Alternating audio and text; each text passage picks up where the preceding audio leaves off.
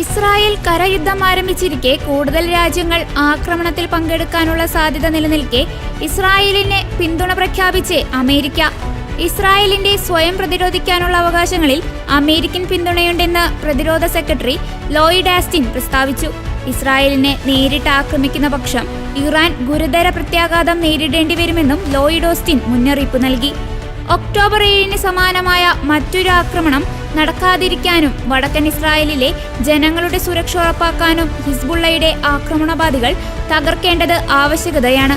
അതേസമയം അതിർത്തിക്കിരുവശമുള്ള സിവിലിയന്മാർക്ക് സുരക്ഷിതമായി മടങ്ങാനുള്ള നയതന്ത്ര പരിഹാരവും ആവശ്യമാണ്. ഇറാനിൽ നിന്നും ഇറാൻ പിന്തുണയുള്ള തീവ്രവാദ ഗ്രൂപ്പുകളിൽ നിന്നും അമേരിക്കൻ പൗരന്മാർക്കും പങ്കാളികൾക്കും സഖ്യകക്ഷികൾക്കും നേരിടേണ്ടി വരുന്ന ഭീഷണികളെ പ്രതിരോധിക്കാൻ അമേരിക്ക തയ്യാറാണെന്നും ഇസ്രായേലിനെ നേരിട്ട് ആക്രമിച്ചാൽ ഇറാൻ ഗുരുതരമായ പ്രത്യാഘാതം നേരിടേണ്ടി വരുമെന്നും ലോയിഡ് ഓസ്റ്റിൻ പറഞ്ഞു. വ്യാപക വ്യോമാക്രമണത്തിന് പിന്നാലെ ലെബനനിൽ കരയുദ്ധത്തിന് തുടക്കമിട്ട ഇസ്രായേലിനെ ആദ്യം മുതൽക്കേ പിന്തുണയുമായി അമേരിക്ക രംഗത്തുണ്ട്. ഹിസ്ബുള്ള കേന്ദ്രങ്ങളെ ലക്ഷ്യമിട്ട് നിയന്ത്രിതവും കേന്ദ്രീകൃതവുമായ കരയുദ്ധം ആരംഭിച്ചതായാണ് ഇസ്രായേൽ സൈന്യം അറിയിച്ചത്.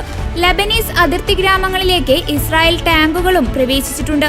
കരയുദ്ധത്തിന്റെ സൂചന നൽകി കഴിഞ്ഞ ദിവസങ്ങളിൽ ലെബനൻ അതിർത്തിയിൽ ഇസ്രായേൽ സൈനിക വിന്യാസം നടത്തിയിരുന്നു. കരയുദ്ധം ഉടൻ ആരംഭിക്കുമെന്ന് ഇസ്രായേൽ പ്രതിരോധ മന്ത്രി യോവ് ഗാലന്റ് ആവർത്തിച്ചതിന് പിന്നാലെയാണ് സൈന്യം ലെബനാൻ മേഖലയിലേക്ക് പ്രവേശിച്ചത്.